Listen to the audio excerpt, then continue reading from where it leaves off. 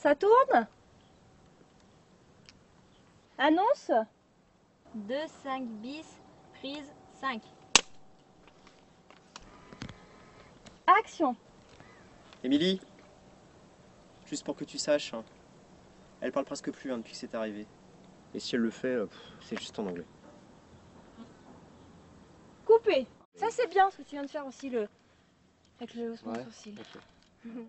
Elle n'a que 26 ans et déjà plusieurs films à son actif.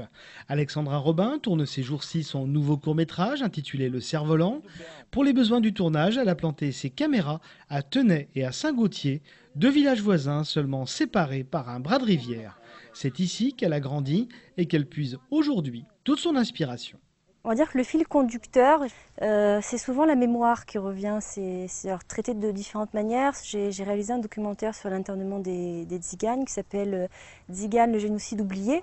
Ça vient peut-être de mes origines également, je ne sais pas. On a été, entre guillemets, un peuple un peu persécuté pendant longtemps, le peuple gitan, Tzigane.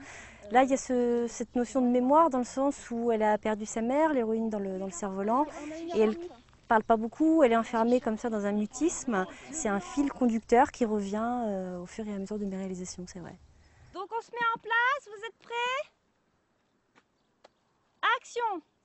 L'histoire du cerf-volant, c'est celle d'une jeune Anglaise devenue neurasthénique et qu'une rencontre amicale dans la campagne française va peu à peu sortir de sa dépression.